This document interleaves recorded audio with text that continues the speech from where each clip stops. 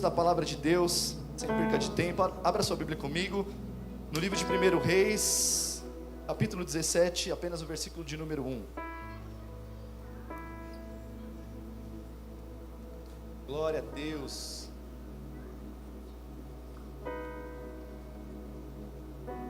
Exaltado seja o teu nome, Jesus. Quantos acharam? Livro de 1 Reis, capítulo de número 17, versículo de número 1. Que diz assim: Ora, Elias, o tisbita, de Tisbe de Gileade, disse a Acabe: Juro pelo nome do Senhor, o Deus de Israel, a quem sirvo, não cairá orvalho nem chuva nos anos seguintes, exceto mediante a minha palavra. Amém?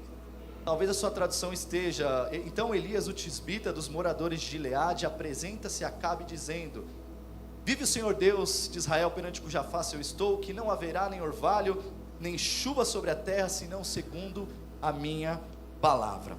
Hoje eu quero falar um pouquinho com os irmãos sobre a vida do profeta Elias e o nosso chamado. Quantos aqui entendem da parte de Deus que existe um chamado sobre a sua vida? Talvez você pense: pastor, eu não sei qual é o meu chamado. Todo mundo que está aqui foi chamado para ser discípulo de Jesus. A cada dia existe um convite da parte de Deus para que possamos ser os seus discípulos, para que possamos manifestar o seu poder. Então, ainda que você não tenha descoberto a sua vocação, o que eu vou fazer? Qual é a ferramenta que Deus vai disponibilizar para que Ele possa me usar? Eu quero dizer para você que o primeiro chamado é ter intimidade com Jesus. O primeiro chamado é conhecê-lo, saber quem Ele realmente é. E esse precisa ser o desejo do coração de todo cristão. Todo mundo precisa arder nisso. Eu preciso conhecer a Jesus. Nós tivemos na sexta-feira passada o café com a rapaziada e foi feita uma pergunta: qual é o seu maior sonho ministerial? E foi muito legal ouvir da parte dos homens desejos, sonhos que o Senhor tem plantado no coração de cada um de nós. E dentre todos esses sonhos, muitos disseram: eu desejo conhecer mais quem Jesus é.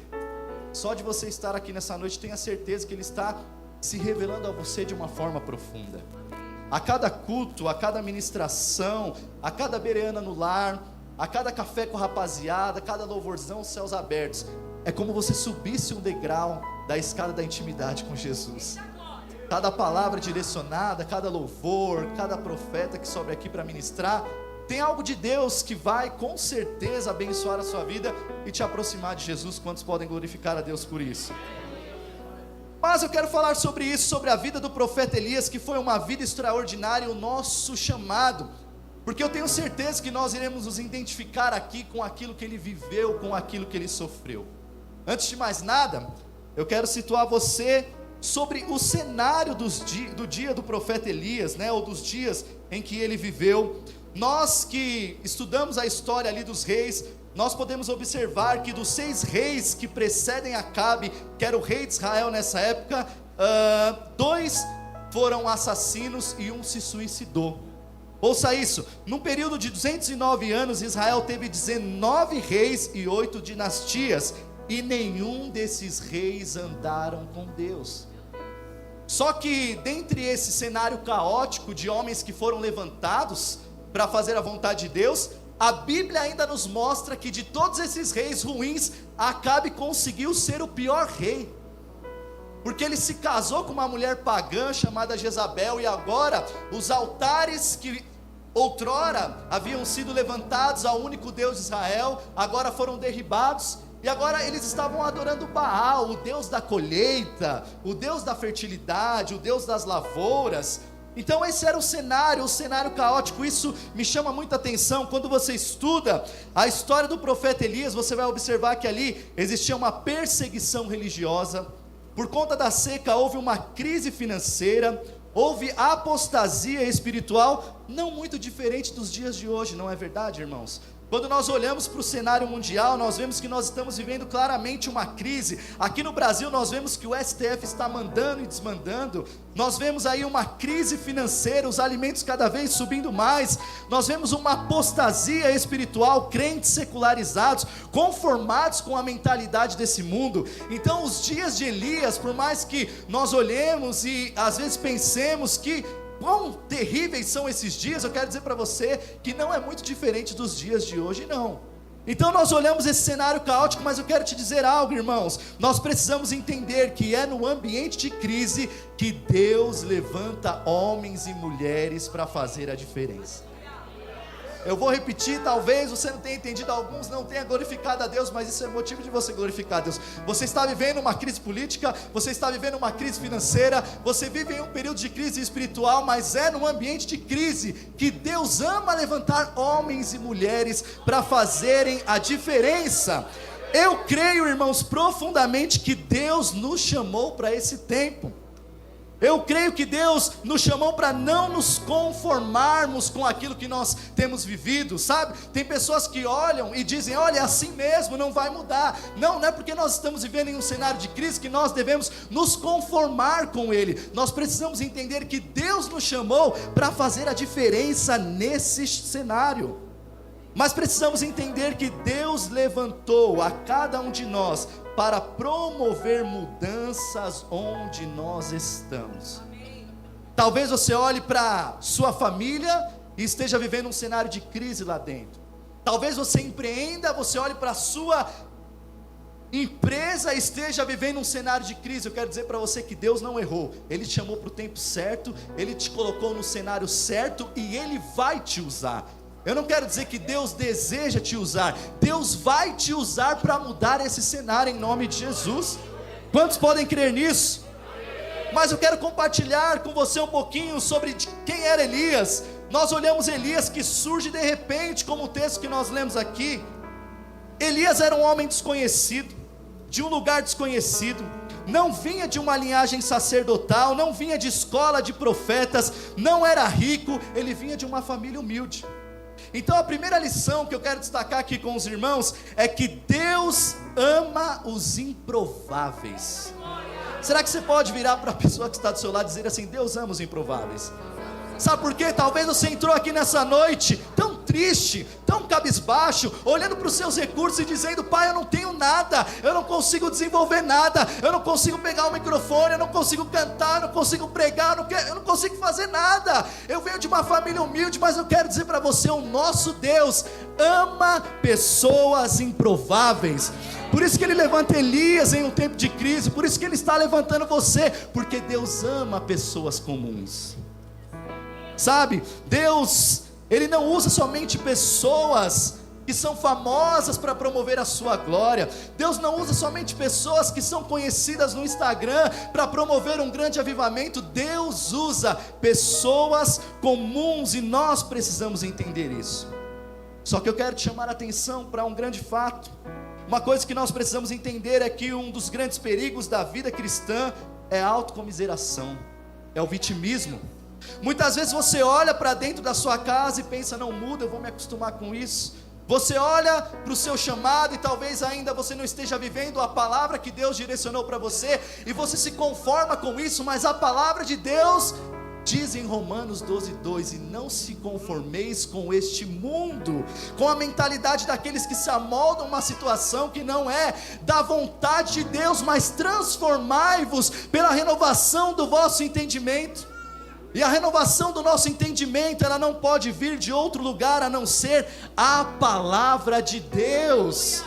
Então a partir de hoje eu quero que você saia daqui não olhando mais para o seu local de trabalho e murmurando sobre a porta que Deus abriu para você, olhando para o seu departamento na igreja e só vendo problema, olhando para os seus liderados e só pensando, esse aí não muda, esse aí não quer nada com Deus. Eu quero que você saia daqui nessa noite sabendo que Deus te chamou para ter uma vida inspiradora. Por isso, acredite que assim como Elias era um homem comum e foi usado para transformar uma nação, cada um de nós fomos chamados para mudarmos a realidade dos lugares aonde Deus nos inseriu. Quando nós olhamos o chamado de Josué, o cara que teve que substituir Moisés, estava com uma missão difícil demais. Imaginem, você ter que substituir um cara que falava face a face com Deus, um cara que foi aquele que trouxe as leis para o povo, e agora Moisés morre, e Deus fala com Josué, no livro do profeta Josué, no primeiro capítulo, dizendo assim: olha, Moisés, meu servo é morto. Levanta-te, pois, agora, porque você vai fazer com que esse povo herde a terra que eu jurei que a seus pais daria.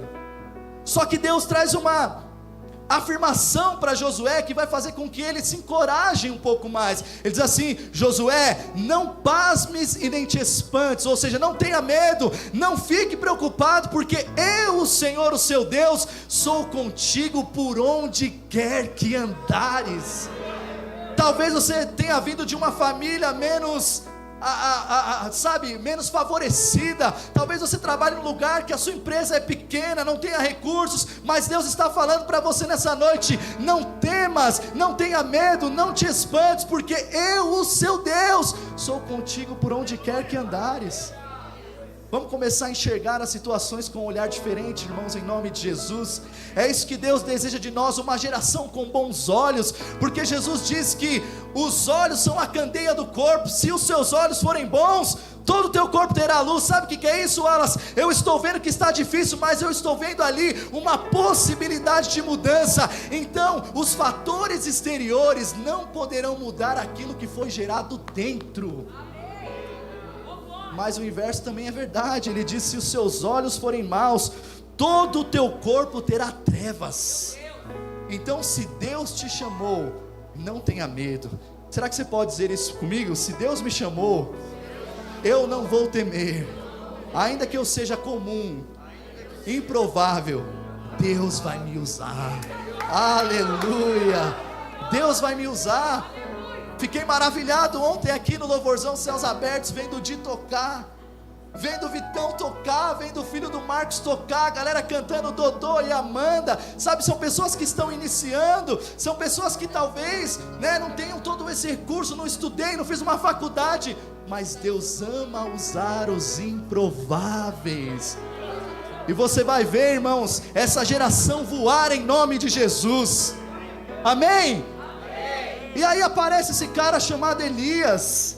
E qual era o diferencial de Elias, irmãos? Elias carregava uma mensagem. Ainda que você não tenha recursos, ainda que você esteja em um lugar de crises, você carrega uma mensagem. Elias chega para Acabe dizendo assim: olha, vive o Senhor Deus de Israel, perante cuja face eu estou, que não haverá orvalho nem chuva sobre a terra, senão segundo o que? A minha palavra. Irmãos, que autoridade, que ousadia do profeta. Sabe por quê? Naquela época as pessoas se apresentavam aos reis e se curvavam.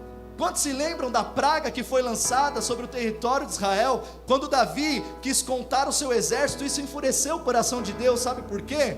Porque até aquele momento Davi tinha ganhado as suas batalhas não com a força do seu exército, mas com a força de Deus.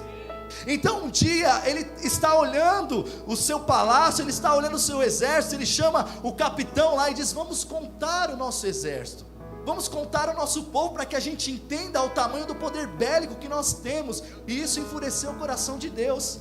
Por causa disso, Deus envia uma praga sobre Israel. E aí o profeta é levantado dizendo: você pecou, Davi, agora você tem que sacrificar ao Senhor. Sobe lá a Eira de Araúna, que tem um campo, e lá você vai poder fazer sacrifícios e holocaustos. Quando Davi sobe a Eira de Araúna, que ele chega, qual é a primeira coisa que Araúna faz? Se dobra perante Davi, porque a presença do rei era mais do que a autoridade, era temida.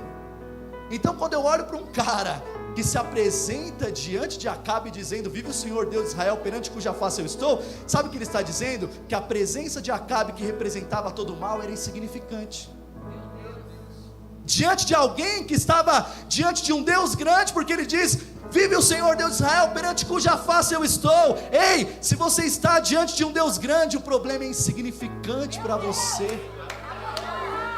Deus deseja nos ensinar nessa noite a olharmos para os nossos problemas em detrimento ao tamanho do nosso Deus. O nosso Deus é grande. O que é um problema familiar, irmão? O que é um problema na empresa? O que é um problema na igreja? O que é um problema no ministério? Não é nada diante de alguém que está diante da presença de um Deus Todo-Poderoso. O diferencial da vida dele é que ele carregava uma palavra. E Jesus está falando com pessoas aqui. Você que chega na empresa, irmão, e está só ouvindo conversa fiada ou conversas negativas, está na hora de você mudar o cenário através da palavra que você carrega.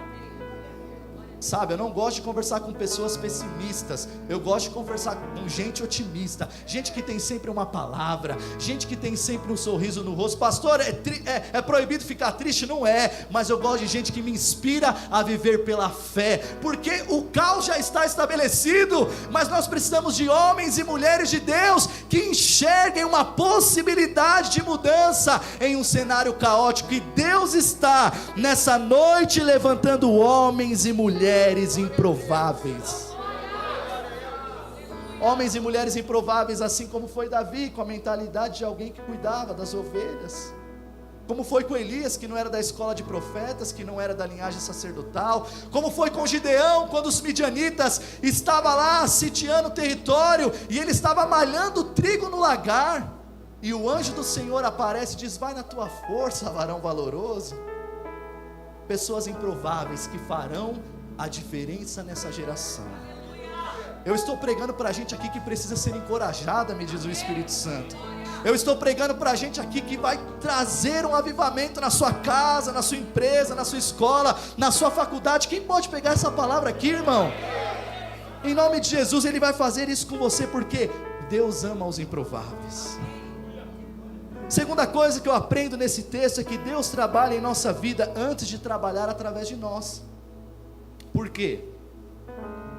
O profeta liberou uma palavra, uma sentença, só que a voz de Deus agora veio para ele e falou: Elias, retira-te para Querite, fique lá por algum tempo, porque eu tenho ordenado aos corvos que te sustentem.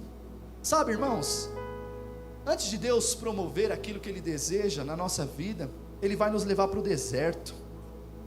Sabe, Elias logo em seguida foi levado para o deserto, porque era ali o lugar que Deus queria trabalhar no interior de Elias. No deserto Deus trabalha a nossa dependência nele, a quebra do nosso orgulho e a obediência. Talvez você esteja passando por um grande deserto. Obrigado, Débora. E esse deserto é para te melhorar. Deserto não é cenário de matar crente, deserto é cenário de trabalhar no interior do crente. Então agora que você apareceu com uma palavra poderosa, vai para o anonimato, porque é o lugar que eu quero trabalhar na sua vida. Irmão, Deus colocou sobre a sua vida uma promessa, Deus colocou sobre a sua vida um talento, mas existem momentos que Ele vai te levar para o deserto, que Ele vai te levar para o anonimato, para trabalhar no seu interior, porque não adianta só você ser um veículo, sendo que na sua vida ainda não houve a transformação que Deus quis fazer, ainda não houve a transformação que Ele precisa fazer em você. Irmãos, falar sobre isso é muito fácil, mas viver isso dói demais. Viver isso dói demais. Nós estamos vivendo isso na minha casa. Outro dia, eu contei lá no café com a rapaziada, eu sou um dos primeiros pastores a chegarem na reunião da sede. Toda terça-feira nós temos reunião, e por conta da placa do meu carro, que é rodízio na terça-feira, eu chego às vezes por volta das 5h30 na sede. E um dia eu estou lá, isso faz mais de uns 5 meses, 6 meses, e eu fiz uma oração, porque eu estava ouvindo um louvor lá, e o louvor começou a me tocar. Eu falei: Deus, eu quero te conhecer mais intimamente. Senhor, eu estou vivendo um momento ok, mas eu quero viver um momento mais abundante, eu quero ver a Tua glória sendo manifesta na minha vida. E quando a gente faz essas orações, elas são perigosas, viu? Porque Deus ouve oração. Deus ouve até a oração que você faz, irmão, quando você está lavando a sua louça. Deus ouve a sua oração, irmão, quando você está dirigindo o seu Uber, em pensamento Ele está contemplando a sua oração, e Ele responde a oração. Irmãos, parece que depois de tudo isso, a minha vida começou a acontecer uma loucura. Estou lá na sede um dia, num culto poderoso, e aí adorando a Deus, aí vem um pastor que não tem intimidade comigo e libera uma palavra sobre a minha vida. Ei, eu estou cuidando de você, eu estou cuidando dos seus sonhos. Eu tenho muitos sonhos, irmãos, muitos sonhos. Eu estou cuidando disso, daquilo, eu estou cuidando da saúde da sua família, que é o que importa para nós aqui. E depois que Ele liberou essa palavra, parece que tudo que Deus falou que faria, aconteceu o contrário. Não deu certo, a porta lá que era meu sonho se fechou, Aqui se fechou também, e daqui a pouco meu filho nasceu e nasceu com uma cardiopatia. Só que hoje, depois de todo esse processo no deserto, eu entendi que foi Deus que escutou minha oração, que foi Deus que atendeu, me colocou no deserto para me melhorar. Só que eu só posso ter esse entendimento se eu aceitar os processos de Deus na minha vida. E aí os irmãos têm acompanhado o nosso drama, esse drama todo da nossa família. E ontem, quando o pastor pregava aqui, falando que Deus ressuscitou ele quando ele era criança, eu me identifiquei. Porque quando Davi estava internado aqui no hospital de Suzano, a pastora conta que o Davi, ele começou a ter uma crise, ele foi ficando cianótico, sem cor. E daqui a pouco ele foi perdendo a respiração, a saturação, e aconteceu uma parada cardíaca. E toda aquela equipe médica pegou ela com força, tirou ela da sala desesperada e colocou ela numa outra sala, numa cadeira. E sabe o que aconteceu? Deus deu um sono para ela no meio da tempestade. Ela dormiu. Só que o Davi morreu, ele teve uma parada cardíaca de 11 minutos. Quando ela acordou, a equipe médica falou: mãe, pode voltar para a sala porque o seu filho está bem, está vivo. Falar disso é muito fácil, mas passar por isso dói demais. Só que eu era alguém antes do Davi, e sou uma pessoa completamente diferente depois dele. Sou o melhor pai, sou o melhor amigo, sou o melhor pastor, não melhor que os outros, melhor do que a mim mesmo.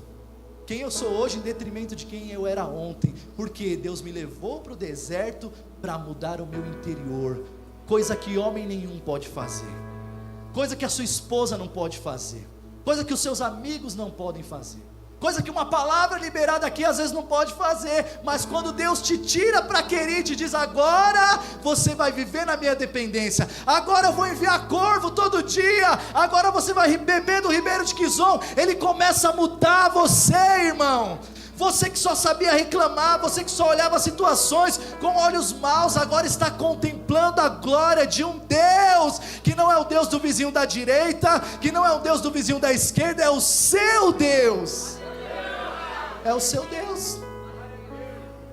Por isso, quando nós olhamos os grandes homens de Deus, nós olhamos Moisés, 80 anos no deserto, Josué lidera o povo no deserto, Jesus é tentado no deserto, Paulo, depois da conversão, ficou 3 anos no deserto da Arábia. Por quê? É no deserto que Deus treina os seus obreiros.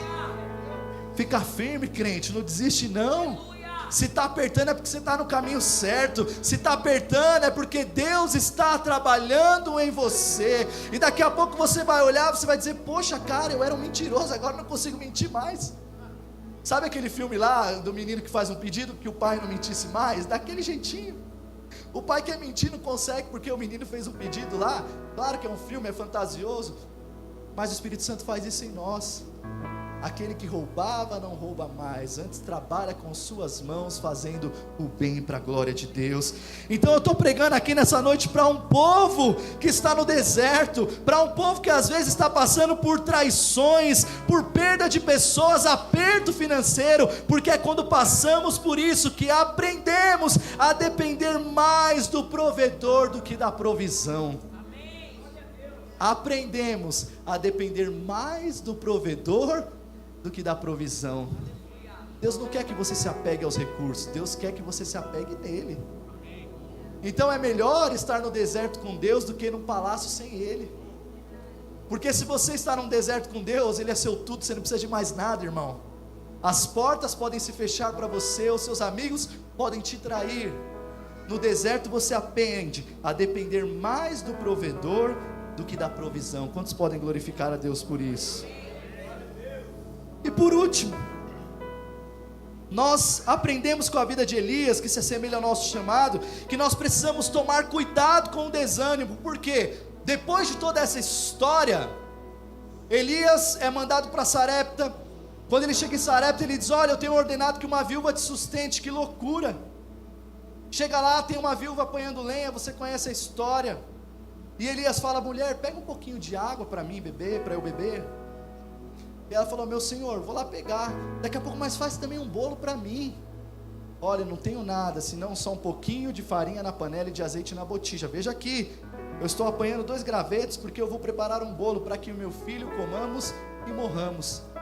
E aí o profeta, cheio de autoridade, diz: vai e faz primeiro para mim, porque assim diz o Senhor Deus de Israel: a farinha da panela não acabará, o azeite da botija não faltará, até o dia que o Senhor der chuva sobre a terra. Que loucura, irmãos. Uma viúva pobre que era ajudada pelo sinédrio, pelos familiares, agora vem um marmanjo dizendo: ei, faz primeiro para mim. E sabe qual que foi o diferencial na vida dela? Ela creu na palavra de Deus. Deus deseja levantar uma geração que crê mais na palavra dele do que na palavra dos homens. Deus deseja levantar uma geração que crê mais naquilo que os céus podem promover do que o cenário que nós temos identificado na terra. Tem crente que você conversa com ele, só fala de política, só fala do Lula. Irmão, vai de mal a pior, não tem problema. Pastor Josué libera uma palavra legal demais que diz que os céus não estão em crise. Deus está no controle e tudo é possível ao que crê. O que você precisa é somente caminhar debaixo daquilo que Deus tem estabelecido para você. E ele foi lá e comeu ele, a viúva e o seu filho por muitos dias. A Bíblia diz que a farinha da panela não faltou, o azeite da botija não secou, até o dia que o Senhor deu chuva sobre a terra. Mas chegou o dia que Deus falou: eu vou mudar esse cenário. Elias, come e bebe, e se apresenta a Acabe, porque eu mandaria uma grande chuva. E a gente chega no em 1 Reis, capítulo de número 18, quando o povo de Israel está dividido, e eu preciso falar isso com você para a gente entrar nesse entendimento. Elias sobe no Monte Carmelo com 450 profetas de Baal e 400 profetas de Azerá, e ali ele propõe um desafio dizendo: vamos aqui clamar ao Deus, cada um ao seu Deus. O Deus que responder com fogo é o Deus da nação. E eles aceitaram, e primeiro começaram a clamar os profetas de Baal. Eles construíram um altar e começaram a gritar: responda-nos, Baal. Começaram a gritar, a se cortar diante do altar. A Bíblia diz que eles começaram a fazer uma farra, e pisava e quebrava tudo, e lançava sangue, e nada acontecia, nada acontecia. E Elias começou a caçoar deles, dizendo: ei, gritem mais alto, quem sabe ele não está dormindo e não possa acordar. E aí quando eles terminaram, a Bíblia diz que já era por volta do meio-dia. Elias falou: agora é minha vez. E sabe o que ele fez, irmãos? Elias reparou o altar que estava quebrado. O que nos ensina que não adianta nós oferecermos nada para Deus se o altar não estiver reparado. Deus não responde com fogo o altar que está em desordem. Deus não responde com fogo um altar que está fora da sua vontade. Então a primeira coisa que o profeta fez, ouça isso, ele não ousou entregar nada para Deus sem antes reparar o altar que está quebrado. E Deus está falando com você aqui, meu irmão: é tempo de consertar aquilo que está fora da vontade de Deus, para que Ele possa responder com fogo sobre a sua vida, alcançar a sua família, alcançar o seu ministério, e as pessoas verem a glória dEle na sua vida. E aí ele pegou 12 pedras, simbolizando as 12 tribos de Israel, porque as 12 tribos haviam pecado contra o Senhor. E olha isso, essa é a parte mais extraordinária. Ele fez uma vala em volta do altar. Quanto tempo não chovia? 3 anos e meio. O ribeiro que Elias havia sido provido por Deus, o ribeiro de Quizon, havia se secado. E sabe o que o profeta faz? A Bíblia diz que ele pegou 4 cântaros de água e jogou em volta do altar. Um entendimento de que eu não vou prestar para Deus nada daquilo que não me custe sacrifício, nada daquilo que seja resto, porque Ele merece o que eu tenho de melhor. O resultado não poderia ser outro. Só que a Bíblia diz que ele fez isso mais 3 vezes. Quanto que é 3 vezes 4? 12. 12 cântaros de água ele colocou sobre o altar, e fez aquela oração clássica: ó Senhor Deus de Israel, perante cuja face eu estou, manifeste-se hoje que o Senhor é Deus, para que esse povo saiba que o Senhor é o Deus da nação. A Bíblia diz que então o fogo desceu do céu e consumiu o holocausto. E as pessoas que estavam cocheando entre 2 pensamentos, indecisas, começaram a gritar: só o Senhor é Deus, só o Senhor é Deus. Ei, eu não sei se você está entendendo, mas a gente está no ano do avivamento. A gente deseja viver um mover profético nesse tempo, Mas esse fogo que a gente tanto clama, só virá quando o altar estiver reparado, e quando nós oferecermos para Deus, não restos, mas aquilo que nós temos de melhor. Sabe o que eu fico por conta, irmãos? É com crente às vezes que está sempre desanimado. É com crente às vezes que coloca empecilho em tudo, irmãos. A gente está vivendo um tempo onde nós temos liberdade, nós vivemos em um país onde nós somos livres para manifestar a nossa fé. Nós vivemos em um tempo onde, graças a Deus, o Senhor te abriu uma porta de emprego, o Senhor te deu um carro, o Senhor te deu uma linda família. Então, qual é o impedimento para que você entregue o seu melhor a Deus? Isso não é muito distante não, olha esses bancos vazios. Teve evento hoje, teve gente que veio ontem e não veio hoje, que vergonha. É claro que nós temos os irmãos que estão doentes e não podem vir mais, aqueles que estão acamados, porque na semana passada, irmão, eu vim aqui, pedi para o Elcio ministrar, porque eu estava 12 dias com uma virose terrível, mas eu falei, enquanto eu tenho perna, enquanto eu tenho forças, eu vou oferecer o meu sacrifício a Deus. Uma geração que não consegue sacrificar no culto, é uma geração que quer fogo, e fogo que Deus vai derramar? Vai derramar apenas euforia e nada mais.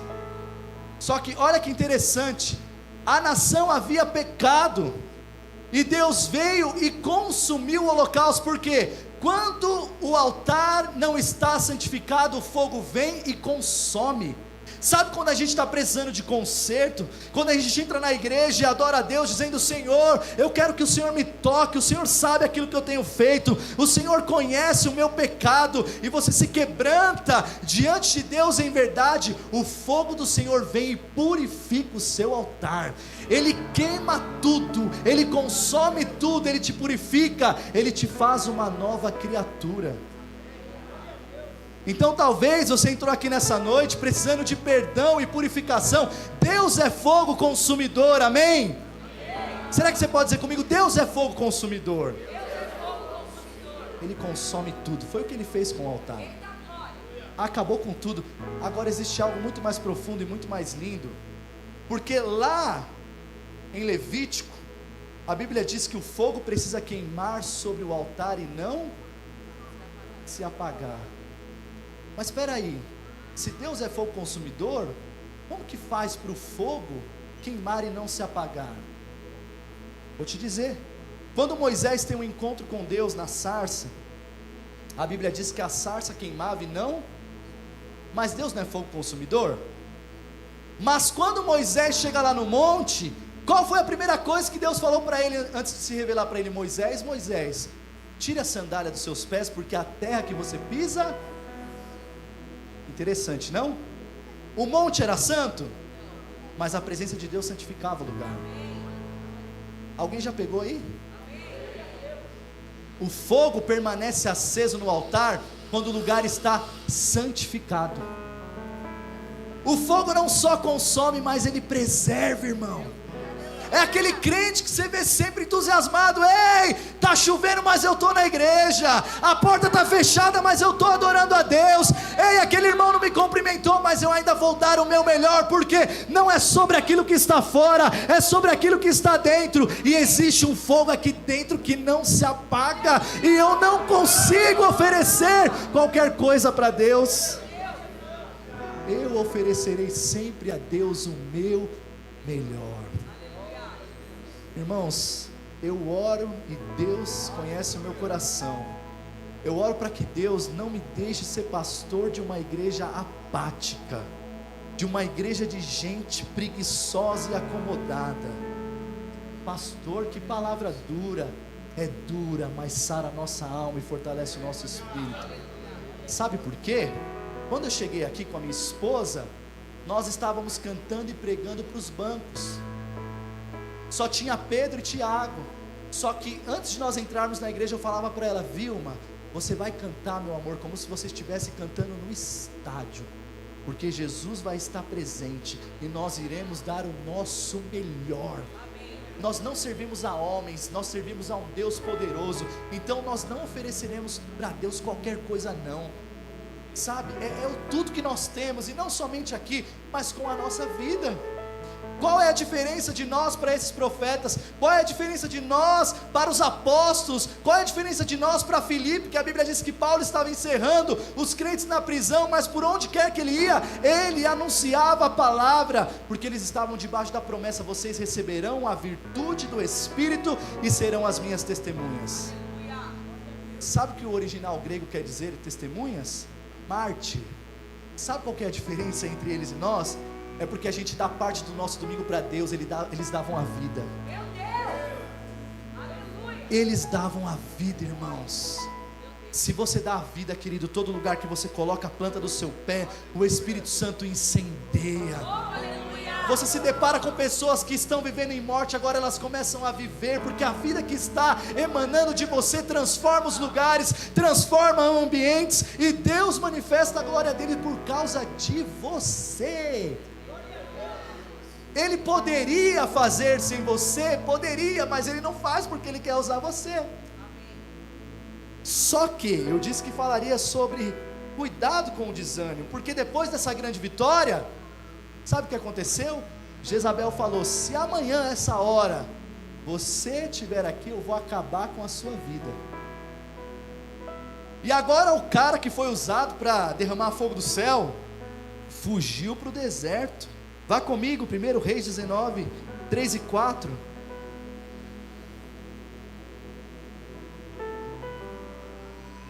Elias teve medo e fugiu para salvar a sua vida em Berseba de Judá. Ele deixou o seu servo, foi sozinho, e entrou no deserto caminhando um dia. Chegou a pé de Giesta, sentou-se debaixo dele e orou, pedindo a morte. Já tive o bastante, Senhor, tira a minha vida, eu não sou melhor do que os meus pais. Preste bem atenção em mim, que eu vou falar os causadores do desânimo na vida do profeta. Primeiro, focar nas circunstâncias ao invés de olhar para Deus. Crente desanimado é crente que vive olhando para as circunstâncias e não consegue olhar para Deus. Por isso que Paulo diz: olhando para Jesus, os meus olhos estão fitos nele, o autor e consumador da minha fé. Então sabe como que você faz para fugir desse desânimo, para fugir dessa apatia? Coloque os seus olhos em Deus. Não olhe para o pastor, não olhe para a Bia, por mais que ela toque bem, por mais que os músicos sejam tops, por mais que a igreja seja legal, coloque os seus olhos em Deus e você não viverá desanimado. Gente que vive desanimado foca mais nas circunstâncias do que em Deus. Ele olhou mais para as ameaças de Jezabel do que para o Deus que ele servia. Ela disse: se você estiver aqui amanhã eu vou te matar. Mas espera aí, Deus me usou já para derramar fogo do céu. Mas naquele momento ele deixou aquela palavra entrar no seu coração e ele olhou para as circunstâncias. Segundo fator causador do desânimo é a solidão. Ele sempre andava com alguém, e é sempre bom andar com alguém, amém, irmãos? Amém. Não existe vida cristã solitária. É por isso que nós somos igreja, não existe. Só que a palavra de Deus diz que ele deixou o seu servo e caminhou sozinho para o deserto. Cuidado com a solidão. Estava conversando com o Elcio esses dias, ele falou: pastor, você já reparou que quando nós estamos sozinhos, parece que a gente é bombardeado por pensamentos negativos? Eu falei: é verdade, porque cabeça vazia é oficina do diabo. É ou não é, irmãos? Quando você está com alguém que tem uma palavra, é muito melhor. Quando você está com alguém compartilhando ideias, você não tem tempo para pensar em coisas ruins. Então, vire para o seu irmão e diga assim para ele: cuidado com a solidão. Ela é o fator causador do desânimo. Pode falar, ela é o fator causador do desânimo. É por isso que tem que fazer parte da BL, crente. Crente 007, terça-feira tem Semeando a Palavra, crente. Sabe por quê? Sozinho é difícil, mas com os irmãos a carga fica mais leve. Imagina, irmãos, eu passando por essa tempestade que eu estou passando. Se eu não tivesse a igreja, já estava morto. Teve um dia que eu estava aqui e falei: Elson, vem cá. Ele: não, pastor. Eu falei: vem cá, irmão, estou angustiado, estou precisando de um amigo, estou precisando de um ombro para chorar. Outro dia o Wallace, vem cá. E ele percebeu que eu precisava de uma companhia, e ele veio aqui, porque a solidão, irmãos, é terrível. Tenha sempre homens e mulheres de Deus do seu lado, e você continuará cumprindo a vontade de Deus para a sua vida. Terceiro fator causador do desânimo é a comparação, e aqui é onde muitos de nós nos perdemos. Por que a comparação, pastor? Ele diz: eu não sou melhor do que os meus pais. Ele olhou para outro tempo, ele olhou para aquilo que os seus pais promoveram, ele olhou para os seus antepassados e diz: eu não sou melhor do que os meus pais. Ouça isso, todas as vezes que tentamos ser melhores do que alguém, estamos sabotando aquilo que Deus já fez em nós. Eu vou repetir para você, irmão, para Deus firmar a sua identidade. Todas as vezes que tentamos ser melhores que alguém, estamos sabotando aquilo que Deus já fez em nós. A grama do vizinho é sempre mais verde para aqueles que estão com os olhos postos em Satanás e em suas circunstâncias. Não existe nada mais belo do que aquilo que Deus tem gerado em você. Não existe mais belo, nada mais belo do que a identidade singular que Deus colocou em você, querido. Quantas pessoas têm se intimidado olhando para a direita e para a esquerda? Ei, eu preciso olhar para aquilo que Deus gerou em mim, porque é singular, é perfeito, é para essa geração, é para aquilo que eu preciso para manifestar a glória de Deus na minha vida. Deus não nos chamou para sermos melhores que alguém, Deus nos chamou para sermos melhores do que aquilo de quem nós éramos antes. Amém. No reino de Deus não há competitividade não, irmão. No reino de Deus é sempre o maior que serve o menor. Amém. Quando nós temos essa mentalidade de olhar o outro simplesmente superiores como a nós mesmos, nós começamos a viver melhor, nós começamos a servir Deus melhor. Portanto, irmão, não fique intimidado se você está em um ambiente de alguém que às vezes desenvolve melhor que você, de alguém que já viveu mais experiências que você. O mesmo Deus que essa pessoa serve é o Deus que você serve também. Não se compare, mas olhe para quem Deus te chamou para ser. Sabe, eu como pastor não preciso ser melhor que alguém, eu preciso ser melhor do que eu já fui. E Deus vai usar essas circunstâncias. Por isso nessa noite eu quero declarar sobre a sua vida: não dê lugar ao diabo, não dê lugar ao desânimo, coloque os seus olhos em Jesus. Por quê? Depois que o profeta disse: eu não sou melhor do que os meus pais, eu estou sozinho, mas era mentira. Deus falou para ele: ei, come, levanta e bebe, porque ainda existem mais 7.000 que não se assentaram à mesa de Baal, que não beijaram o seu rosto. Ainda existem pessoas remanescentes e fiéis para caminharem ao seu lado. Sempre que você se sentir só, saiba que existem mais pessoas fiéis, que não cederam às tentações e às propostas de Satanás, que estão ao seu lado para caminhar com você. Por isso nessa noite, que todo o desânimo da nossa vida caia por terra em nome de Jesus. Que toda síndrome de coitadinho, que todo vitimismo não alcance o seu coração. Ei, Deus ainda tem um plano lindo para a sua vida. Deus ainda tem uma história linda para a sua família. Deus ainda tem uma história linda para o seu ministério. E ainda que o diabo fale o contrário, ele vai cair por terra essa noite, porque o Senhor te coloca de pé. O Senhor te coloca de pé em nome de Jesus. Então que possamos entender nessa noite que Deus ama pessoas comuns, e que Ele trabalha em nós para depois trabalhar através de nós, e quando estamos desanimados Ele nos coloca de pé. Eu quero que você nessa noite fique de pé, por gentileza.